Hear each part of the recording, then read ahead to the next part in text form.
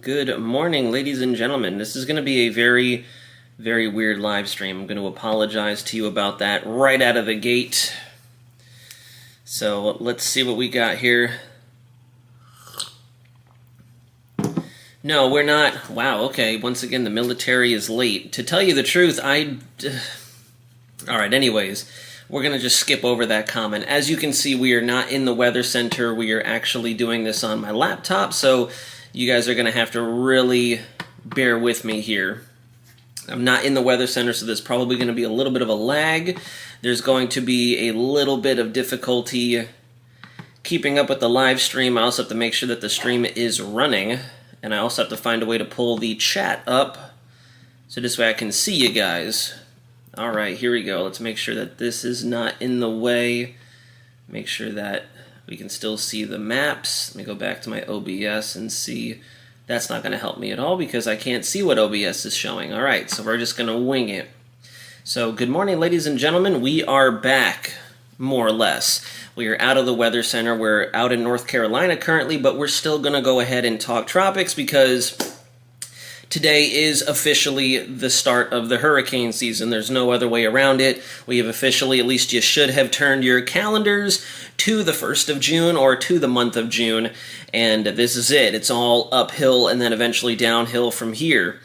So, right out of the gate for folks joining in, because we have seen a little bit of an influx in traffic on these videos, I want to talk about the thumbnail specifically, because we're back to the tropical logos and the arrows. The message I'm trying to communicate to you guys through that thumbnail is this is more or less what I'm thinking we're going to see this year. The general steering pattern, the general movement of our storms that form either in the easternmost Atlantic off the Cape Verdes, also closer to the Lesser Antilles, inside the Caribbean. Based off of mid to long range model data that I've been looking at, it just seems like the general trend is going to be we are going to have fish storms. We're going to have storms going up and out, just like we saw last year. There's going to be some storms that are going to make a run for the East Coast, potentially the mid-Atlantic to the Northeast. And there's also going to be storms that are going to try to develop in the Caribbean and move up into the eastern Gulf of Mexico, somewhere between the likes of the East Louisiana coastline all the way to the west coast of southern Florida are going to be problem areas, in my opinion. That's just based off of the signals I've been seeing, and I'll show you thanks to our lovely update from the CANSIPS. We're going to start there first, and then we'll work our way into what's going on real time. So thanks everybody for joining us. Let's go ahead and say some hellos. Storm Chaser James, James Keen, Ice Cube, Soulful Sawyer, let's see who else, James Keen, Braden's WX, good to see you, Braden's Weather, Matt F150, good to see you, brother, thanks for joining in today, Tyler Mack, Shania, Twilight Firefly 100, Aelant Will 07, good morning, everybody. Southern Florida, to tell you the truth, is on my radar right now. I'm thinking that after the 10th of June is when things are really going to start to uptick, and we'll have to pay close attention for the likes of the Yucatan Peninsula, Cuba, Cayman Islands, possibly Jamaica, and Florida is on my radar, believe it or not. Shelly Ann Evans, good morning. All right, so let's get into this, guys. Let me know in the chat real quick if you can hear me okay and if you can see the screen okay, because like I said, I have the chat up on the same page. We're not in our physical office right now, so I don't have my multi-monitor setup. I have to use just my laptop, but I figured I'm not going to leave you guys hanging. We're going to get some content out. So let me know in the chat, please. Hit 1 if you can hear me and you can see okay. Hit 2 if I need to fix something, please. I'll give it a couple seconds. And while those are coming into the chat, and yes, Super Charas, I did not ignore your comment. I'm very sorry to hear about your dog passing away. That is definitely a very sad situation. It's like losing a relative, in my opinion. Definitely losing a relative, in my opinion. Losing a sibling or losing a family member altogether. You have flesh and blood in family members, I feel like, in pets. At least that's how I view it. I'm sure a lot of you guys view it the same way. Very, very heavy onto maintaining a close relationship with Willow, our dog, and all that. Perfect. All right, so loud and clear. Excellent. Thanks, guys. All right, so for those of you joining in, Julia Thomas Dellinger, good to see you. Corey, Johnny Weld, Katya, Daniel Woods, Linda, Shelly Ann Evans, Eyewall Addict, Tyler Mack, everybody in the chat, good morning, good Saturday morning, and happy June 1st. So we have our latest CANSIPS model data. And the CanSIPS is showing a couple of different interesting things. First and foremost, just as we've all been preparing for and what we've been pretty much shouting at everybody for the end of, or since the end of last year, weak to moderate La Nina is going to be in full effect. As you can see, as we go through the second half, because we are officially, as crazy as that is to say, now that we're into June 1st, we are officially rapidly headed into the second half of 2024. I don't know where the time is going. I don't know why it's going so fast, but this is what we're expecting here. By the month of July, we're going to have a full-fledged bona fide weak La Nina, if not an extensive cool neutral through all of our ENSOs out there. And then into August, September, October, November, December. This is where it gets a little more interesting for our folks out there who love to look real long range. If you go up to May of 2025, we're still seeing an indication that we could still be in either a cool neutral or a weak La Nina as we prepare for next hurricane season. I know that this one just started. Please don't take this as if I'm already scrutinizing or forecasting for a hurricane season that's literally verbatim to the number 365 days away from this one. Not what I'm doing, but just another fun fact that this is pointing out, something that we can just keep in the very, very, very back front or the background of our minds. This is going to be what we look at for the most part. This is what everybody has been focusing on. So this is for the month of June. And that's kind of the key takeaway. I've shared this on, I can't talk this morning, I need more caffeine. I've shared this on my Instagram. I have shared this on my X. The biggest thing with this is not necessarily pattern recognition or signals or signs anymore. Now, since we're officially at the start of hurricane season, what it boils down to is how much is going to verify. This is the point in time now where we can start looking at this seasonal data and actually comparing it to observations, analysis, real-time forecast models. And when I say real-time, I mean our short-range things like the Euro, the GFS, the Canadian, the Icon, whatever model platform you want to put on the table. This is where we can finally start to go, okay, this is what we saw back in, we'll say, January. How does that verify with where we sit right now for June 1st and the general trends throughout the month, week to week? And by the time we get to the end of the month, we can take a bit of an analysis snapshot and see exactly how we did. So this is where the CanSIPS sits now. We are seeing that Boeing effect, that troughing effect in the ITCZ.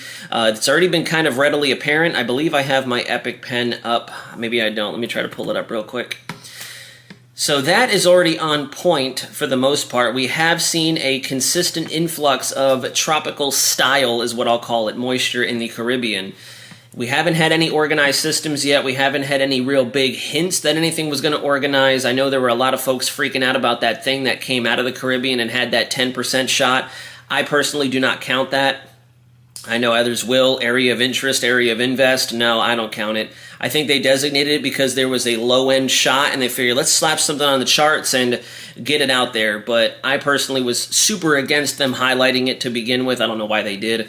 But that's neither here nor there. We haven't had any sort of organized or, let's say, destructive activity in the Atlantic Basin so far, nor have we in the Eastern Pacific. We had another feature out there that was highlighted for a 10 and 20, I believe, 10 and 48 hours, 20 and 7 days, and that is also coming down again. So we're not going to spend too much time here. This is July. July looking like open season for the most part. August still looking rather intensive in terms of what our precip activity is going to do. And I know that there is a lot of rainfall and a lot of anomaly towards the western side of the Gulf of Mexico, the Eastern Pacific, but I still, where is my Epic Pen? I really want my pen so I can draw for you guys. It says it's come up a few times already, but I do not see it. And this is getting a little frustrating. This is why I love to do, I prefer live streams at home base, but we're doing our best here. I really wish this would open up so that way I can get it to you guys and you can see it. How are we doing in the chat? I can't see your comments, unfortunately. Let me pull up the chat real quick. Navin, good morning from Trinidad. Kemi GTV, good morning. We finally got some rain and came in this week. So, yep, see? So far, so good. We're verifying slowly but surely. I've been mentioning since previous week that Cayman Islands, Jamaica, most of the Caribbean was going to start to see an uptick in their rainfall, and it's been slowly but surely verifying, so we're doing pretty good so far. We are starting to see indications that our models are attempting to spin something up in the Western Caribbean. And believe it or not, the GFS at 0Z yesterday actually had a system forming up in the Gulf and then moving. There's our epic pen, very good. Have actually been spinning something up and moving it up towards the Big Bend, the Florida Panhandle. These are all options. Am I sold on any of these options yet? No, not yet. Do I think that there's something that we're going to have to watch in this general vicinity here? Absolutely. This is where we're watching.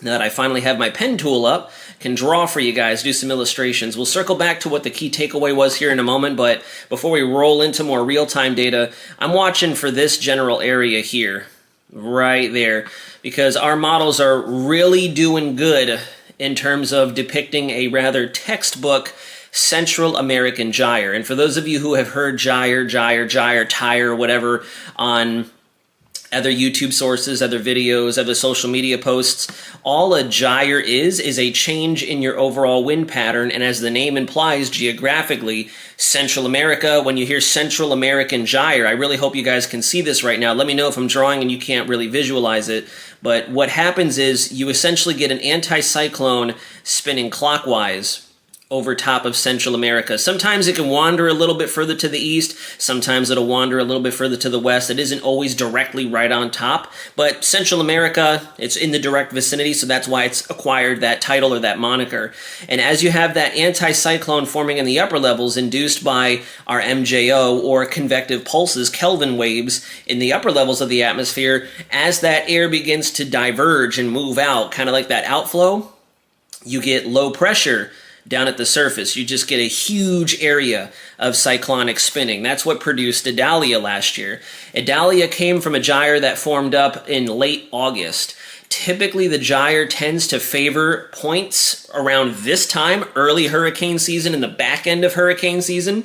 In this case, we're kind of lining up optimally with the time frame that we would want to see organization or development of a gyre with that upper level and mid-level vorticity available at this time of year, so it's coming together right on schedule, maybe just a little after the late May, early June time frame.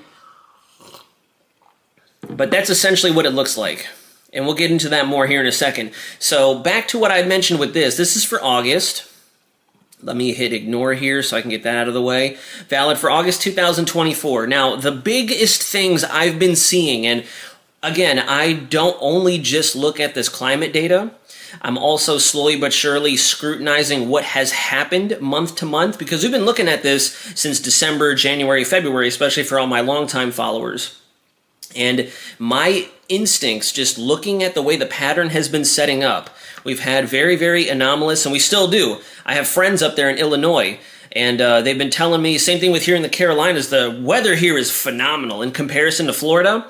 We've had very anomalous troughing that's been kind of digging in across the Great Lakes, the Northeast, the Midwest, the Mid-Atlantic states, the Appalachians. And as a result, that's why we've had upper tropospheric troughs, or TUTS, tropical upper tropospheric troughs, kind of entrenching themselves down in this sort of fashion, ripping up all our tropical moisture and ejecting it out to sea like this. That is not a very optimal pattern for tropical development. It is because of this erroneous troughing that we probably didn't get preseason development. Was it there on the table? Yeah. You could see where things wanted to try to develop, but they just didn't have the favorability for it. We just were not quite in alignment yet. So what I'm thinking here is, especially as we get into the hotter months, July, August, September, we're still going to probably see a little bit of that remnant troughing existing somewhere up in this general area, especially when it comes to our North Atlantic oscillation, where Icelandic low and our Azores high out here play a critical role in what the jet stream does in the northeast quadrant of the Atlantic. We all already know that the models are predicting really good upper ridging and high pressure over the Atlantic. So my general thinking, at least right now, and this could change, again, this is just, every time I give you guys these analyses, it's what I'm seeing right now and in comparison to the past. And what I'm seeing truthfully is this could be what we see a lot of this hurricane season, like this. I'm really thinking that, at least early on. We could maybe bump it back towards the west a little bit, this far right-hand little pink thing that I've drawn. And I know that the Caribbean would suggest we're going to see a lot of anomalous precip activity in the Gulf. But we don't only want to look at this. And just based on what our jet stream has been doing, what our semi-permanent air pressure systems have been doing, in terms of what are Rossby waves, the long wave pattern, the troughs and the ridges at the 300 and 200 millibar level, I can see, and that's why in my thumbnail, if you notice, I put a storm and a storm and a storm, and I put one arrow here, and one arrow here. I think that arrow down there, actually, is more like this. Because I can see when we do have our wave train going on, they'll probably want to either make a run for the north if they're given the opportunity to do so, or they're going to press through the Lesser Antilles, and they're going to try to hook north as soon as they can, kind of a la Franklin. However, with that dominant high pressure there, it might be a little more difficult to do so. And then naturally, whenever we do get spin-ups down over here, if we do get anything to develop in the central, southern, or the western Caribbean, if they even try to do that same kind of path, it's going to be a landfall regardless. If they can hold together and organize and move up and out like they want to, it's going to be a landfall for somebody.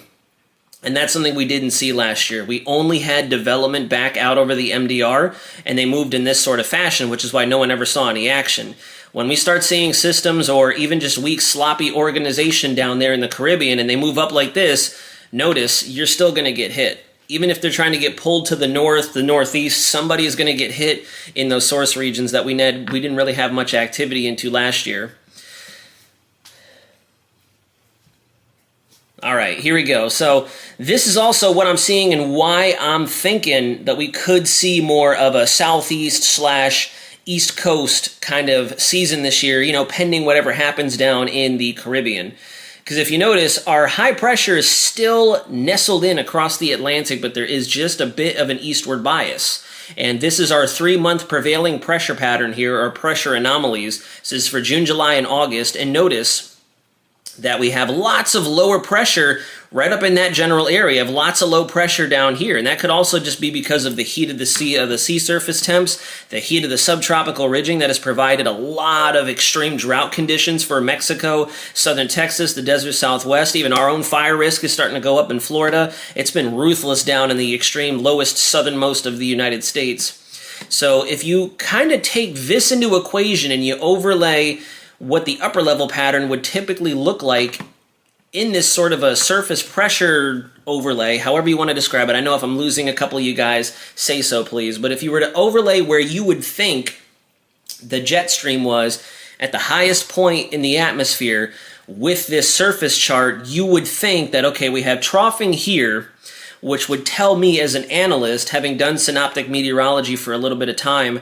a number of years, we probably have frontal systems that are moving through. Low pressure perturbations. We also have our short waves moving through there. So we're going to see a bit of erosion in our upper pattern, the subtropical ridge and our high pressure down at the surface. So anything that does form out here is going to want to try to either do this or they're going to want to try to do something like this, depending on the timing of our frontal systems and our shortwave features at 500 millibars. And again, this is only for our long track systems with that large amount of margin of error, if you will, pending what's going on with our jet at that point in time. This is a outlook for 3 whole months. There's going to be a lot of little tiny pieces of the puzzle that need to come together to give you optimal landfall expectations for a certain point on the United States or in the Caribbean.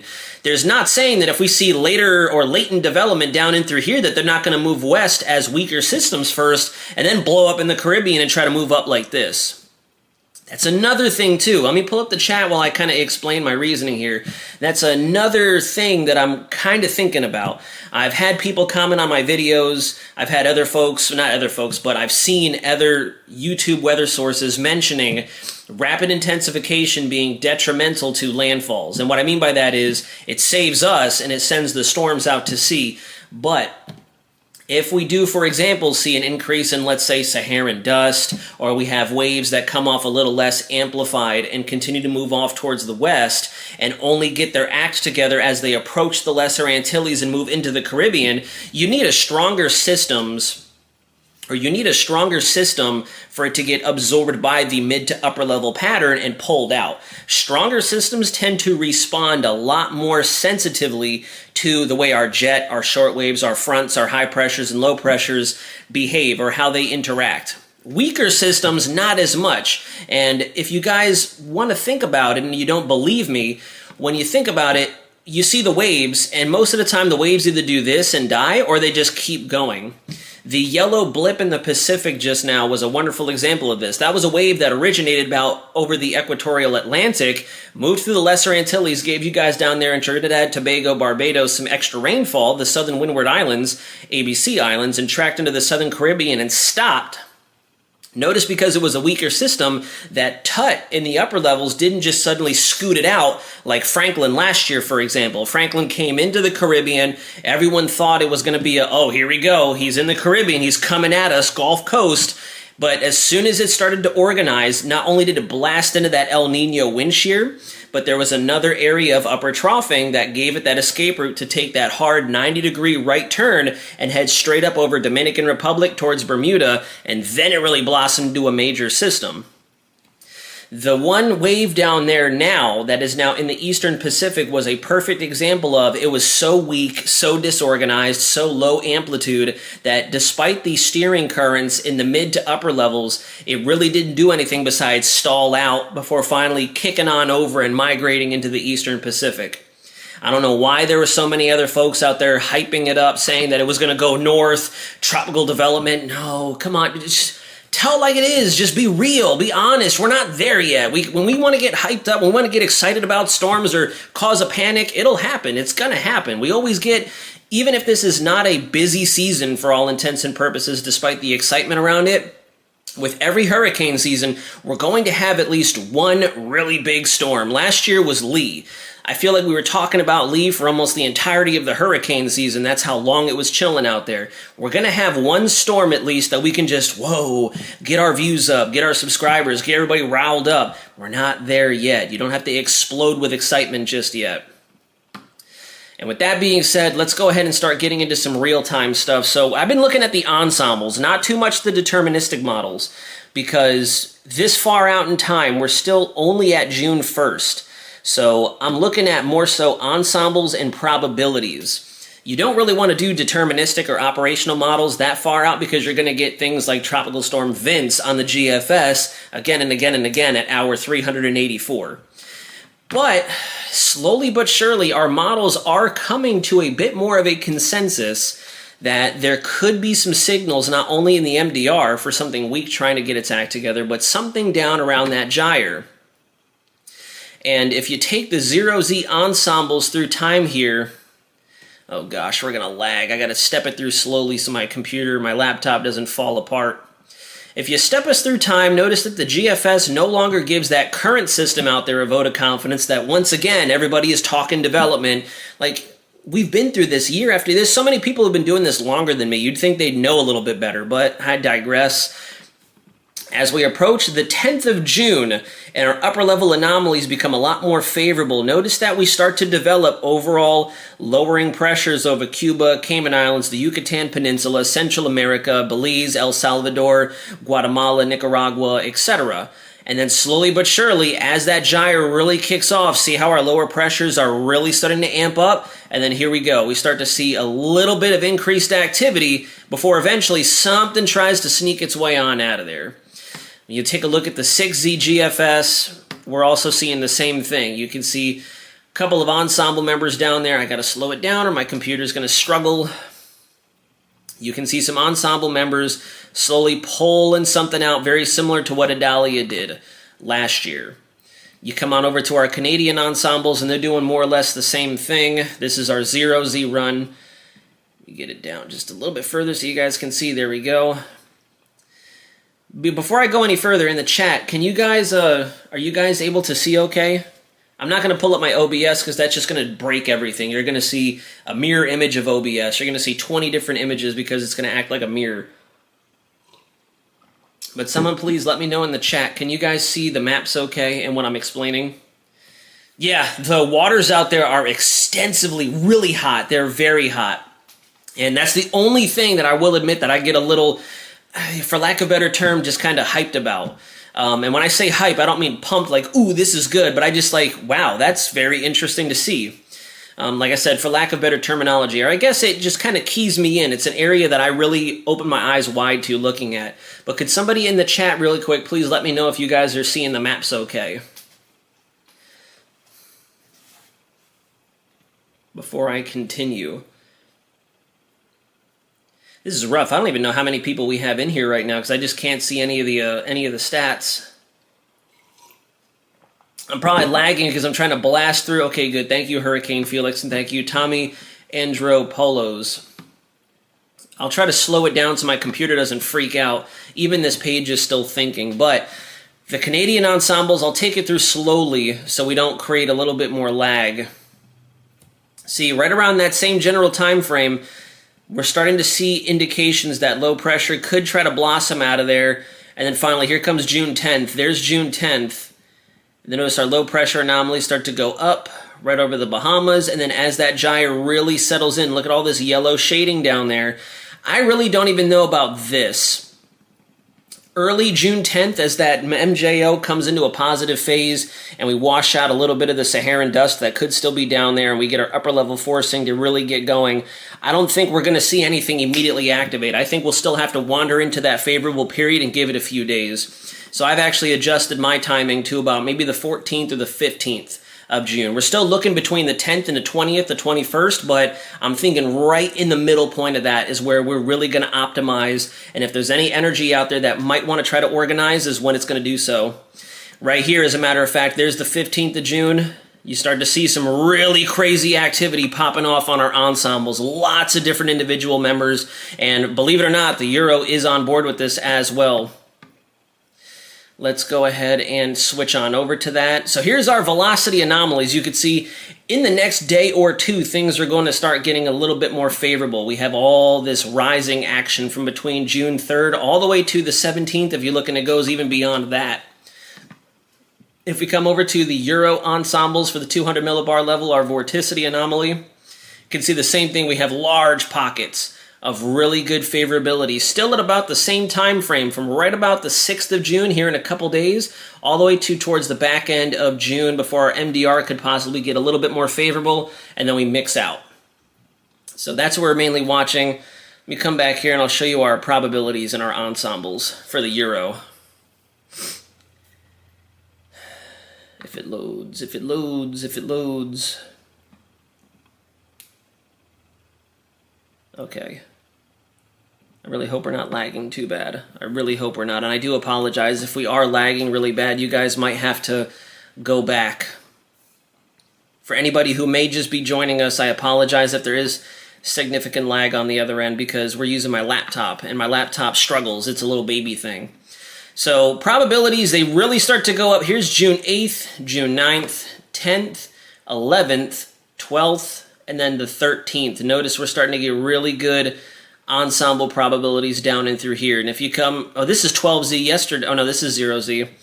And then if you come to 12Z yesterday, you see the same thing. We're starting to see some pretty decent signals that want to try to escape up into the Gulf of Mexico. Some of them even try to, again, take it up towards Cayman Islands, western Cuba, and southern Florida. So that whole area is going to be an area that I'm monitoring closely. I really don't see, with the way our upper level pattern and the jet is positioning itself over North America, that anything that does form in the Caribbean or even the Gulf of Mexico is going to shoot west. I really don't see Mexico, Texas, Louisiana on the table here. That, again, could change. As where it stands right now, I'm not thinking that. I'm thinking anywhere from the panhandle of Florida, maybe Alabama, Mississippi, to the Bahamas, Cayman Islands could see, at least at the very minimum, some organized tropical energy, like vorticity, precip action, headed in your general area. If you come over to the ensembles and you track this through at 0Z, we finally started to see a little bit of continuity between our models. 0Z was a little less impressive than the last couple of days, but if you notice, we're still seeing stuff flaring up in the Gulf of Mexico and moving in that east-northeast fashion just because of the upper-level pattern over North America. 12Z yesterday looked a little bit more impressive. It looked like we finally had an instance where the Euro did not go, hey, we have something, and then nothing at all like it has been doing for the last several weeks. But if you look, at that same general time frame, we have even more ensemble member agreement that there is something trying to manifest itself. Only about 4 to 5 members. The Euro is a very, very conservative model, and you have to kind of take that into consideration when looking at this. Just because there's only 4 to 5 members doesn't necessarily mean it's not going to happen. It just means that the Euro isn't quite as excited about it just yet. It's a different type of model than in comparison to the GFS. The GFS, on the other hand, has us blasting ensemble members just about everywhere. everywhere for that same general area. Spoiler alert, there you go. You could see right in that same quadrant where that gyre is going to form up, you have all your ensemble members headed towards either as far west as Mississippi or the Bahamas, Jamaica, Cayman Islands, with southern Florida also. Sorry about that. Or just, I should say, the peninsula of Florida in the battleground or in the battle zone potentially as well. You come back to Zero Z. Zero Z echoes the same thing, a little bit less agreement. Still looking at something trying to come its way out of there. And Florida, without missing a beat, has been in the bullseye for a little bit of time now. So we'll have to wait and see. We're going to kind of make this an abbreviated live stream. What was interesting yesterday, I noticed, as a matter of fact, I don't believe it's still there. Oh, we have the new Zero Z run-in now. Maybe it will be back. Let's take you through. I noticed that for the first time since its release, the AI forecast system, the European forecast that runs off of artificial intelligence, actually also had an area of low pressure, nothing really organized, but an area of low pressure developing down near the Yucatan, and it floated up towards southern Florida. Let me go back to the chat before I go through the... Yeah, I figured that I'm lagging, unfortunately. There's probably going to be a lot of lag. It's a shame. I'm trying my best here with what I've got. If anything, we can try to back build it or redo this live stream on Monday when I'm back at home base, or even tomorrow night. We'll see exactly what I'm doing. So let's see. This is a new model run. I have not looked at this just yet, but there have been indications on our artificial intelligence European model that something is going to try to form it. Yeah, there it is. See that? Look at that. So the AI model is also still generating something. And this is a first. That's not me getting it. I mean, I am getting a little excited because it's very interesting from a weather perspective that our artificial intelligence Euro has not put anything on its charts. I've been watching just for fun and, fun and games from March, April, and through the month of May. Now that we're into June, I've been watching. Is the AI Euro going to do something like the GFS? And it never did. It never did. We've had a couple of GFS runs, the 6 and 18Z model runs, that have predicted major hurricanes. We've seen other GFS runs consistently popping off like a little convectively induced tropical storm. But the Euro AI did never once hopped on that bandwagon, and this is a 360-hour model. This is a long-range model. So to me, that's really interesting. That look at that, right around that same time frame, June 11th into June 12th, we're seeing low pressure lifting up towards the Gulf Coast, the Florida Panhandle right there. And this is actually a little bit more aggressive than the last time I looked at this. If I go back to yesterday at 12Z, same time, you see, it got pulled out much sooner than that before. If you look, it's thinking maybe it's having a bit of difficulty with the troughing that's over the U.S., but see, around the same time, the AI Euro yesterday was thinking same area of genesis lifting up towards southern Florida. Now it's kind of windshield wipered back off towards the west. It looks like in this case it's anticipating a much stronger frontal system to come down off the U.S. Note the high pressure over the southern central plains and the Mississippi Valley out there. Zero Z before my flight yesterday looked just as interesting. Zero Z had something fairly disorganized, picked up by frontal system and troughing, moving up towards southern Florida right there. Moving up towards southern Florida, through western Cuba, southern Florida, and into the eastern Bahamas. And I'll come back over to the chat real quick so we can talk a little bit. The reason I picked this up, or the reason I put this up, first of all, it's the Euro, so can't discount it, even though it is the artificial intelligence forecast system.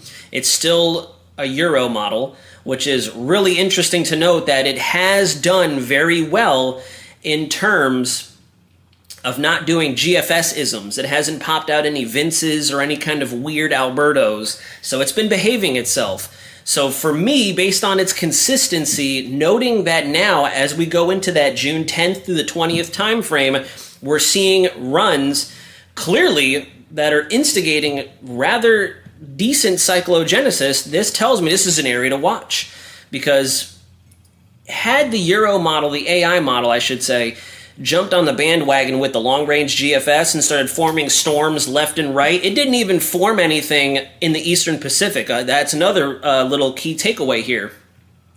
all of our models, the Canadian model, the Icon model, and the GFS, were very sold on very decent looking systems forming up in the East Pack, 2 named storms. And the Euro operational, the AI Euro, never once did that. Not at all. So to me, that's a context clue. That's another signal that we should really watch something. And what's also very interesting is if you come back to right about here, this is what we're looking at. And one thing you guys have to take into consideration that I don't like about this model is the resolution. There's a lot of smoothing is what it's called with this. And to give you an example of that, if you guys ever look at radar, you have your high-res reflectivity or just your regular base reflectivity. The base reflectivity is going to give you all the high-res polygons, the grid boxes, and so on and so forth. That's why it looks like you're playing an 8-bit video game from way back in the day. When you have your higher resolution stuff, it smooths out the edges and blurs it together to give you a high definition 2024 look. That's what this model's doing, and that's kind of why I'm not an avid fan of the way the charts look, because this could be taken as, it's nothing, it's just rain. But you kind of have to take the smoothing and the lower resolution into account.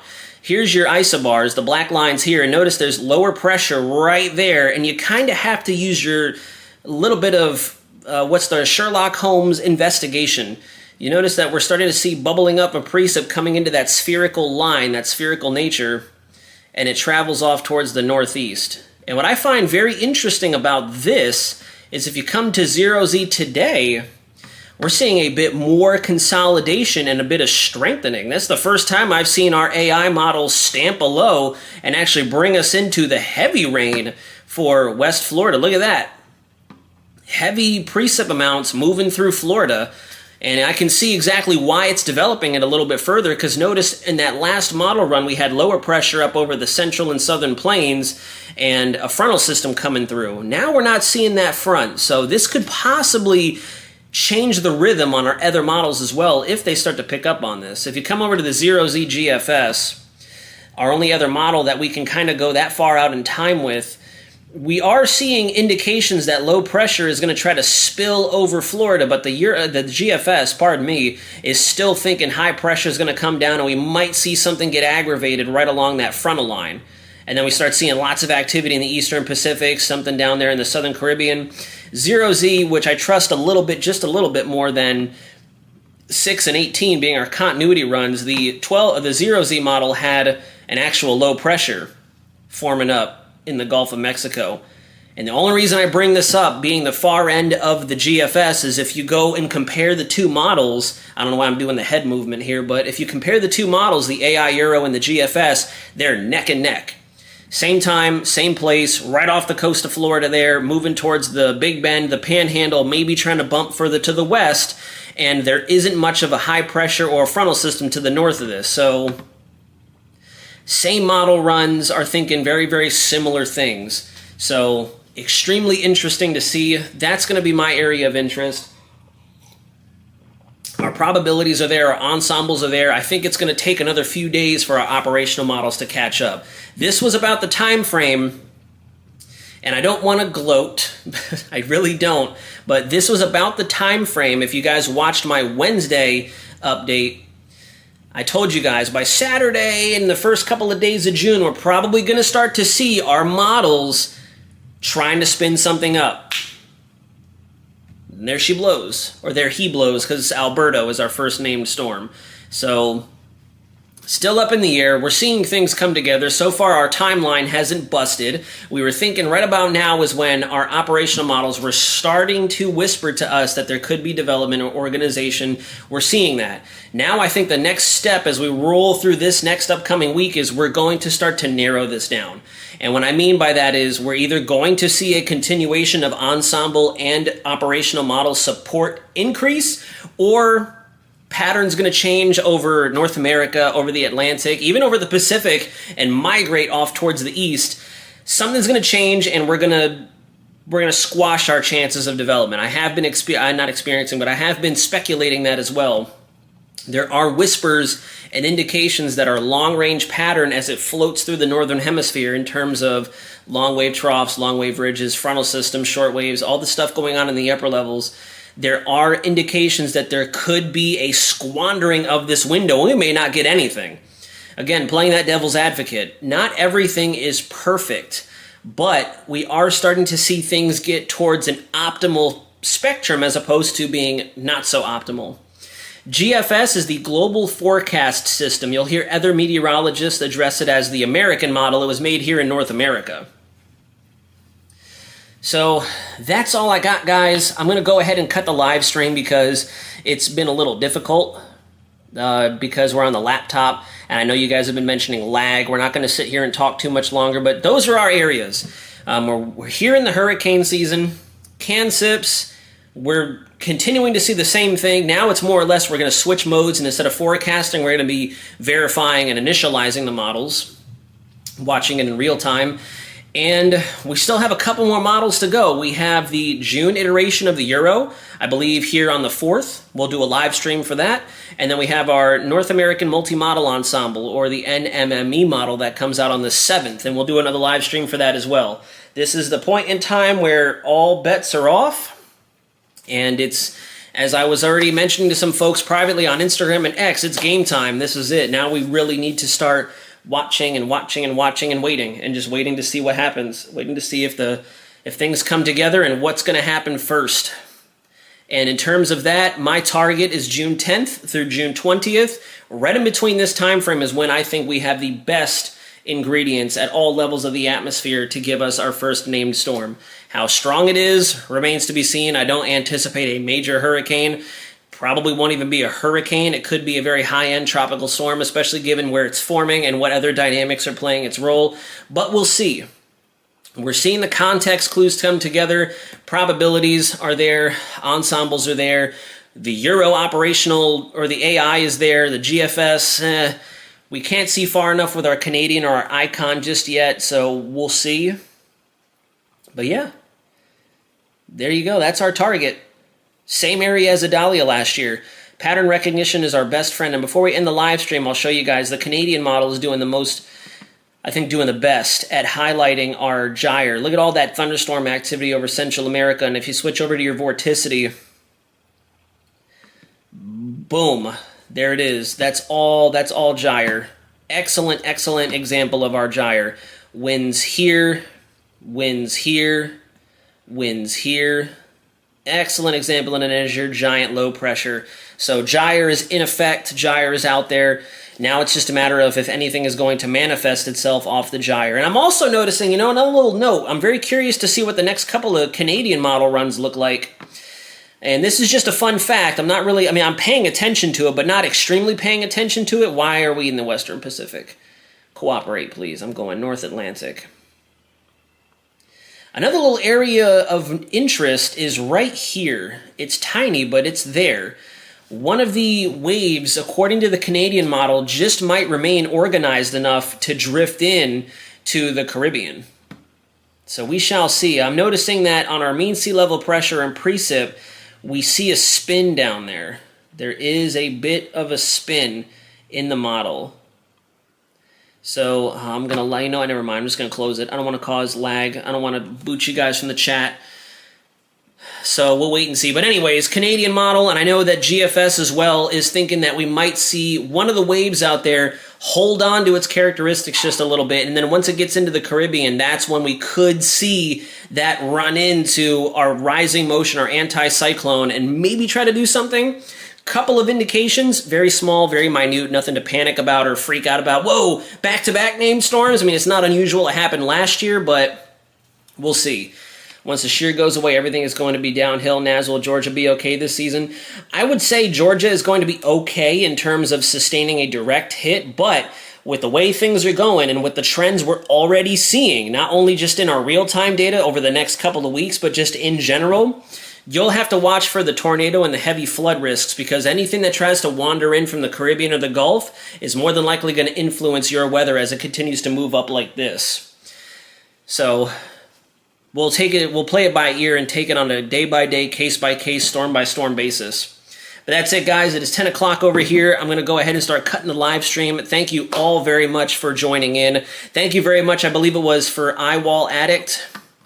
very beginning of the stream with a $10 donation. Wonderful way, a beautiful way to start off June 1st. I hope everything has been great in your neck of the woods. It seems like severe weather has toned itself down just a little bit, and not seeing anything crazy in terms of outbreak potential very soon, but we'll see.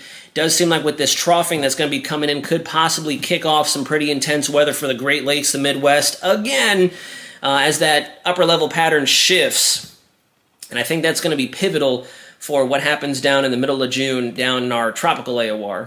But if you, as always, welcome to our new viewers, please consider smashing that subscribe button and click on the like and notification bell to make sure that you don't miss out on a future update. We have a lot more where that came from. Now that we're officially into the hurricane season, I'm over here, dusting the grease off, dusting the rust off, and getting ready to start pumping out update. Even on my Instagram and my TikTok, you're going to start seeing a lot more routine tropical updates because it's here, ladies and gentlemen. We officially open for business, as the thumbnail says. You can't go back. Can't turn back time. It's June 1st. We're just going face first into it at this point. We've reached the cliff. We've attached the cord, the bungee cord, and now it's time to just head in. So thank you all to my long-time subscribers. You guys are amazing, and all of the new folks who are jumping on the channel, I love you just the same. We're all going to ride this out together, and I'm going to give you that devil's advocate, unbiased perspective. If I get a little loosey on the live streams and I kind of just go one way or another, that's just the way I do it. We're still forecasting. We're still looking at the science. I'm still communicating the big picture. You're never going to get hype. You're never going to get unrealistic expectations. I want to cover you guys down as best as we can as we wander in to what everybody and their mother literally is expecting to be a crazy hurricane season. So with that being said, if you have any questions, comments, or concerns, drop them in the comments section below of this live stream. Feel free to revisit this live stream, especially since we may have run into a little bit of lag during the duration here. I definitely look forward to interacting with more of you. We'll be back in the office later tomorrow, so we might do another live stream. If not, I'll just wait. Just wait until Monday. We'll see. I'll definitely keep you guys updated. I hope you guys stay safe out there. If you'd like to drop me a question or a comment or a private message, follow me on my Instagram, my X, or my TikTok, where we're also going to be stepping up our tropical updates on a more routine rhythm. And we'll see you again very soon. But until next time, you guys know the drill. This is Weather Center Nazario, signing out.